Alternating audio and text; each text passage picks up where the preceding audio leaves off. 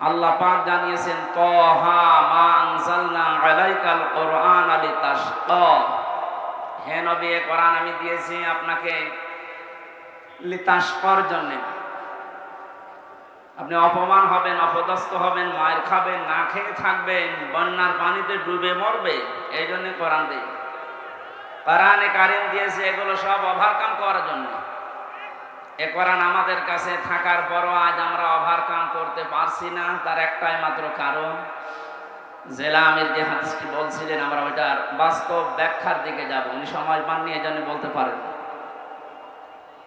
আল্লাহ পাক নবীজিকে এখানে ডাক দিয়েছেন তহা বলে। কি বলে? কোরআনে আমরা জানি বিশ্ব নবীকে বিশেষভাবে আল্লাহ 7টা নাম ধরে ডাক দিয়েছেন, তার ভেতরে তহা একটা। প্রথমে ডাক দিয়েছেন ইয়াসিন, হে নেতা। ইয়া শব্দের শাব্দিক অর্থ হচ্ছে হে, হরফে নেদা। সিন মানে সাজ্জেদ। তাফসিরে কাবীর আল্লামা ফখরুদ্দিন রাজি রহমতুল্লাহ আলাইহি উনি ইয়াসিন শব্দের ব্যাখ্যা করতে গিয়ে 5টি বিষয় নিয়ে এসেছেন। তিনি বলেন সিন মানে সাজ্জেদুল আলামিন, সিন মানে সাজ্জেদুল বাশার, সিন মানে সাজ্জেদুল কাউনাইন, সিন মানে সাজ্জেদুল আম্বিয়া, সিন মানে সাজ্জেদুল মুরসালিন। আমরা অনেকেই এখানে জানি হাদিসটা যে সূরা ইয়াসিন যদি কেউ একবার তেলাওয়াত করে 10 খতম কোরআন শরীফ পড়ার সওয়াব হয়। এটা আমরা জানি কি না? কখন হবে?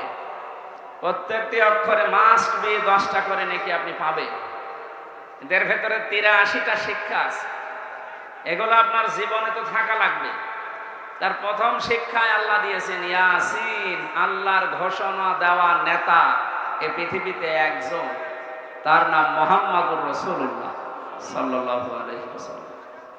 সুতরাং আপনি যদি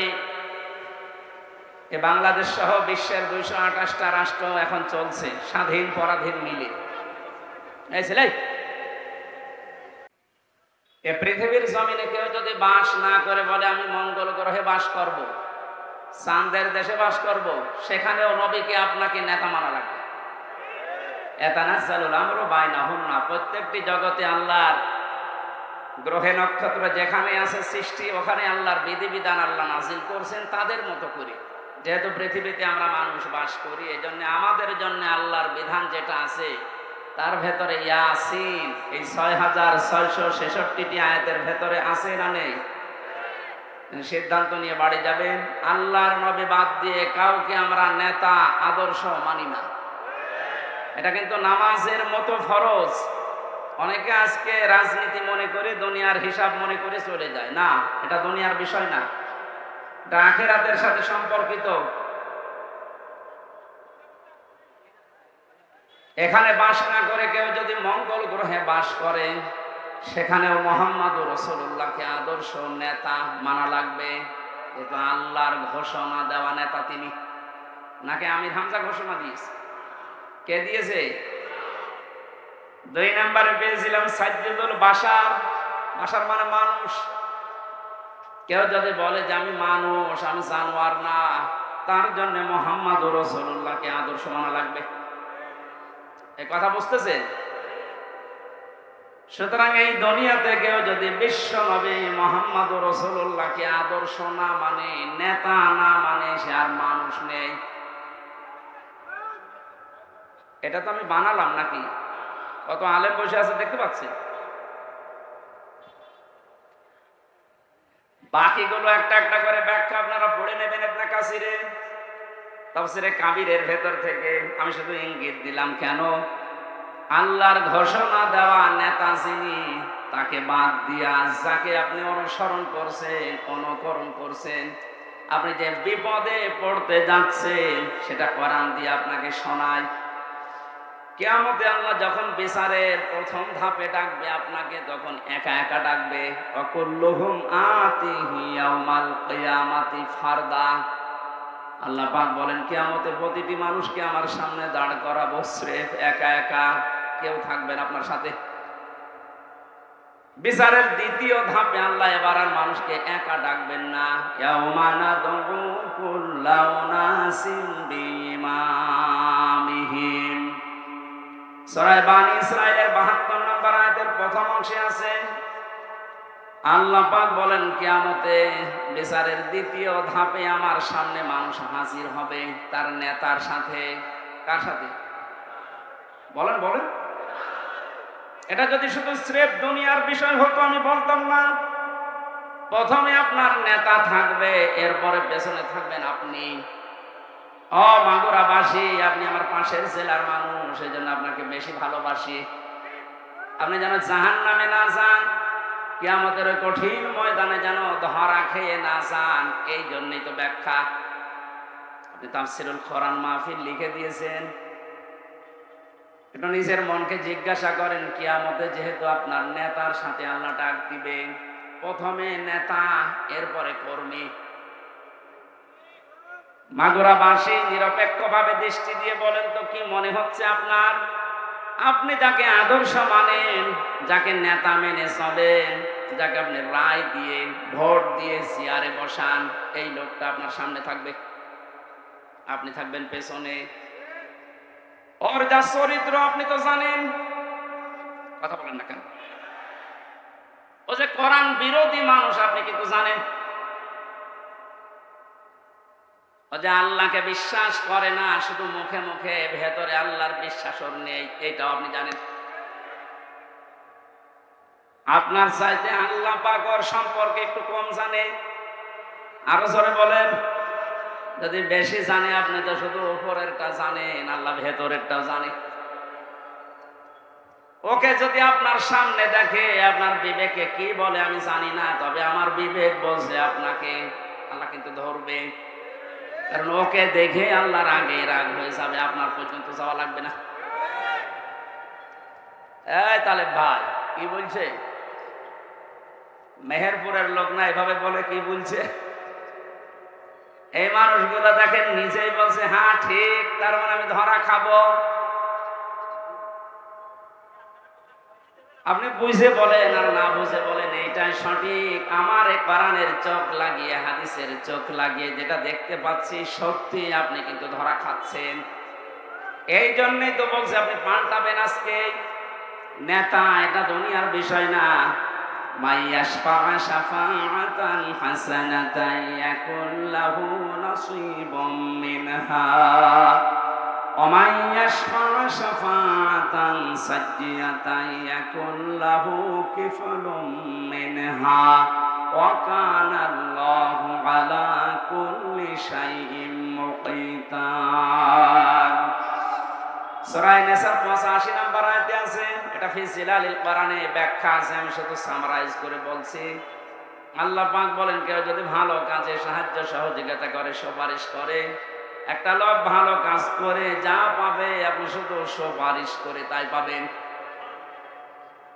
এটার ব্যাখ্যায় মুফাসসির লিখেছেন, কিয়ামতে বহু মানুষ উঠবে, তার আমলনামায় লেখা থাকবে জিনার গুনাহ। লোকটা বলবে, মাবুদ আমি বৈধ স্ত্রী নিয়ে সংসার করেছিলাম, আমি জিনা করিনি, তোমার ফেরেশতারা মনে হয় ভুল করিস। আল্লাহ পাক বলেন, বান্দা আমি জানি তুমি জিনা করনি, তো তুমি এমন মানুষকে সাপোর্ট দিয়েছিলে, ভোট দিয়েছিলে, রায় দিয়েছিলে, সমর্থন জানিয়েছিলে, যে লোকটা ক্ষমতার চেয়ারে বসে জিনা জারি করেছিল, নাইট ক্লাব চালু করেছিল। কয়েকদিন আগে একটা জরিপ পেয়েছিলাম, শুধুমাত্র ঢাকা সিটিতে 250টা নাইট ক্লাব চলছে। এখানে সব জায়গায় শুধু আল্লাহর জিকির হয়। কি হয় আপনি টের পাচ্ছেন? এগুলো যারা করেছিল, আপনি তো রায় দিয়েছিলেন, তাদেরকে সাপোর্ট দিয়েছিলেন। এই লোকটা ক্ষমতা পেয়ে, আপনার ভোট পেয়ে, রায় পেয়ে, চেয়ার পেয়ে, এই যে নাইট ক্লাব গুলো চালু করে আল্লাহর জিকিরের পরিবর্তে নাফরমানি চালু করেছে। হাজার লক্ষ লক্ষ জেনা সংগঠিত হয়েছিল। শুধু একা পাবে না, আপনার এই রায়ের কারণে আপনার আমলনামায় ফ্ল্যাক্সি লোড হয়ে যাবে। এখন যদি বলেন আমার তো ফ্ল্যাক্সি খোলা নেই, খোলা লাগবে না, এমনি খুলে যাবে, কারণ আপনি তো খুলে দিয়েছেন।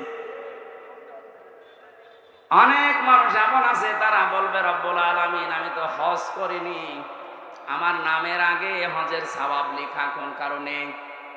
আল্লাহ পাক বলেন, বান্দা আমি জানি তুমি হজের সামর্থ্য ছিল না, হজ করতে পারোনি, এমন মানুষকে রায় দিয়েছিলে যে লোকটা চেয়ার পাওয়ার পরে হজের সিন্ডিকেট ভেঙে দিয়েছে।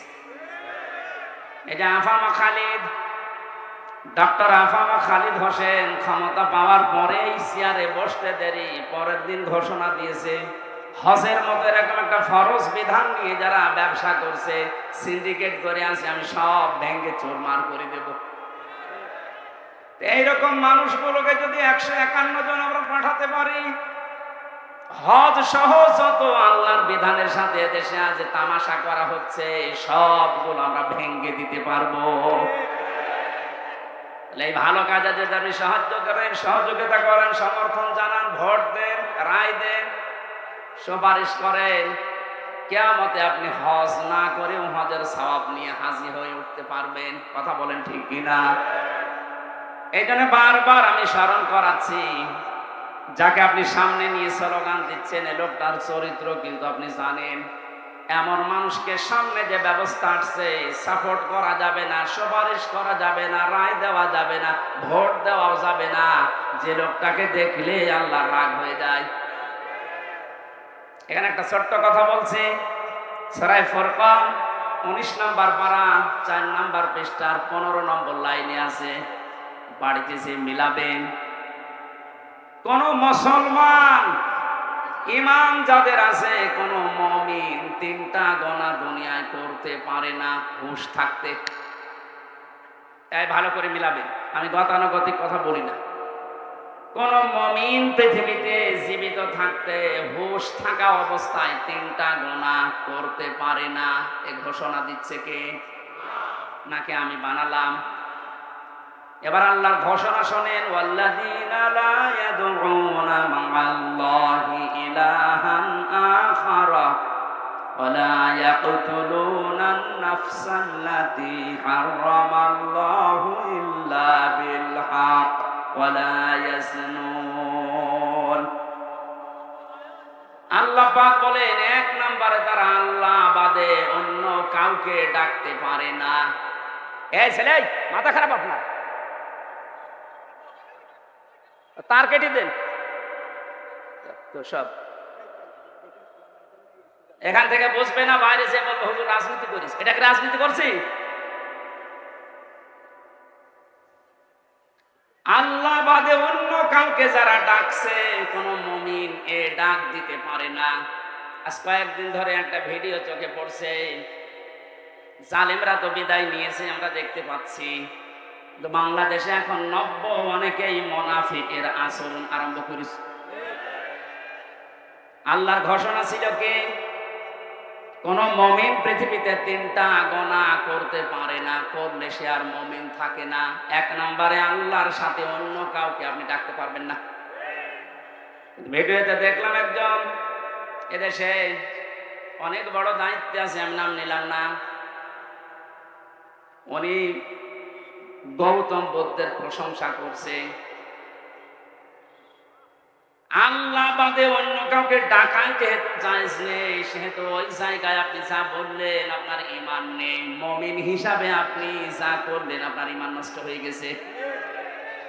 এরকম মানুষ যদি সামনে আসে, আপনি কোনোদিন আপনার রায়, সমর্থন, সুপারিশ, ভোট দিতে পারবেন? তাহলে কাফেরকে দেওয়া হবে। 2 নম্বরে ওয়ালা ইয়াকতুলুনান নাফসাল্লাতী হারামাল্লাহু ইল্লা বিল হক। এই পৃথিবীর ময়দানে আল্লাহর ঘোষণা দেওয়া ব্যতীত আপনি কাউকে অন্যায়ভাবে হত্যা করতে পারবেন না। অথচ এই 5 তারিখের আগ পর্যন্ত আপনি তাকান, ন্যায় অন্যায় কোথায় পেয়েছেন? আমার সামনে কুষ্টিয়াতে 14 জন মানুষকে শহীদ করে দেওয়া হয়েছে। এই হত্যার সাথে টপটো বটন একেবারে উপরের নির্দেশ। যত মানুষ জড়িত, এরা একটা আর মুসলমান মুমিন নেই, বিপরীতটা হয়ে গেছে। এরা যদি সামনে আসে, কোনোদিন সুপারিশ করবেন, রায় দেবেন, ভোট দেবেন, সমর্থন জানাবেন।